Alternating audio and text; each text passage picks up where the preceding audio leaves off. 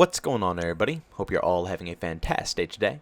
Now today I have a pretty interesting game to go ahead and showcase to you guys, and the name of this game is called Rumbleverse. Now, when I first initially heard about this game, a ton of you guys came in over on Twitter and on my Discord channel hitting me up saying, yo JB, it's a brand new game coming out called Rumbleverse, you know, this, that. I looked up gameplay, I looked up footage. It didn't seem too interesting to me at first. I'm going to be completely honest. I'm a very picky dude. You know, I love my FPS games. It was already hard enough to get me to branch off and try multiverses, which I'm extremely happy I did because that game is phenomenal. But here we are with a fighting game that is a battle royale. Yes, you heard that correctly. This is the first battle royale brawling game that has ever been designed. Well, there has been other different battle royales like, you know, magic battle royales and stuff like that with a little bit more hand-to-hand combat, but this is truly the first, you know, brawling, like WWE style, basically, battle royale you could possibly think of. And I'll be honest, coming into it, I was a little stubborn with trying to enjoy it because I don't care for the battle royale genre.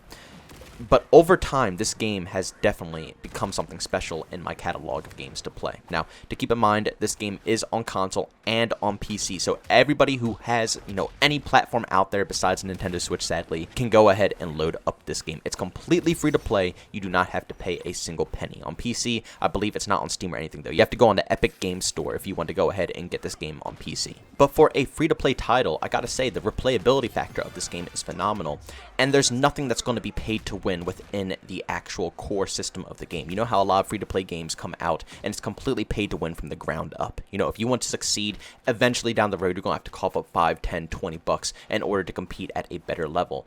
Not in Rumbleverse. This game from the ground up is an equal playing field, and every last second of it, like I said, after you understand the learning curve and stuff like that, is just phenomenal. Now, obviously, just like in any other battle royale, you start off by shooting yourself into the map, you find a location you want to drop at, and there's going to be crates scattered across the full map, and they actually come later in the match as well. But in these crates, you're going to find power-ups. Either you're going to find potions to improve your attack damage, improve your overall health, so you can take more damage, and your stamina, so you can move quicker and faster depending on the moment that you're in. And also in these boxes, there are books that will teach you brand new different moves. So instead of your base, you know, base attack, your base grab and stuff like that, you will be able to learn different things. Like, for example, I have tackle and I have bionic uppercut. Basically, both of these are special abilities, and if I have enough stamina built up, I can use them, but the only way I can obtain these abilities is by going around and finding books to study, and there are tons of different books and loadouts that you can go ahead and pick up for your character. That's the best part about this game, in my personal opinion,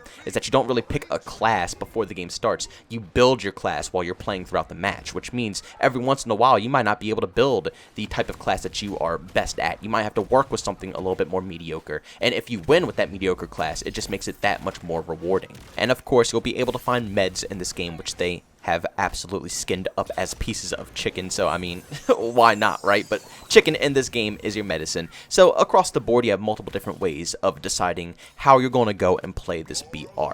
And one of the main reasons why I enjoyed BRs back in the day is for the variation of gameplay. You know, when I was back playing PUBG 24/7, I grinded that game because every single lobby you hopped into felt like a brand new story, a brand new chapter. The events are always mixed up. It's always completely randomized what you're going to be able to find, your weapon, your attachments, the type of armor that you're going to have to use to get through the final end of the match, the opponents that you verse, if they found a care package, if they found anything special that you have to verse, you know.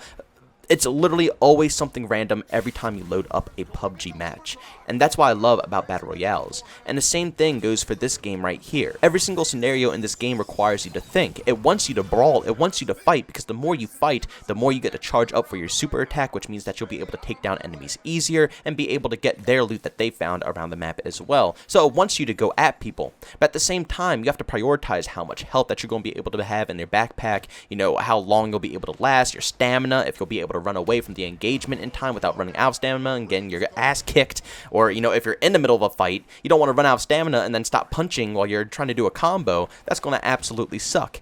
So all of these factors between picking the right potions where you want to upgrade either your stamina, health, or your attack, you know, you got to think of what type of player you want to build up, how you use your stamina, how long you stay in engagements, how you time out fights, and the best part about the whole scenario is the lack of third-party cheese. Now, In Call of Duty, Warzone, or any other Battle Royale experience, one of the biggest problems is getting shot in the back. You are prioritizing a fight, you're trying to engage in something, and then some random person across the map is just plucking at you from, like I said, across the map, destroying your streak while you're trying to main one set of opponents. In this game, being able to dip out of situations is very simplistic. You can fight when you want to fight, and if you want to avoid combat, you can go ahead and avoid combat as well. At the end of the day, you're going to have to fight people at the final zone, which, you can't run forever.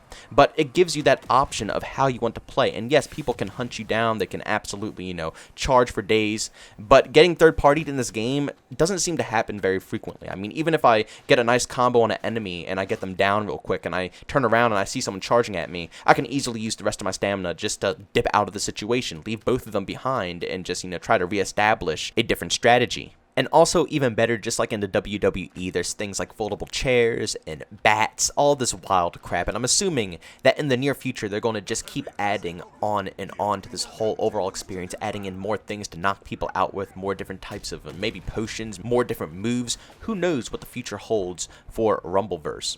But the atmosphere of the game is surprisingly very pleasing. Like I said, at first, I looked at the game and it just didn't sit well with me. Multiverses, I could deal with it because the characters that are in that game are people that I love, They're cartoons, they're, TV series of characters that are just really badass and cool.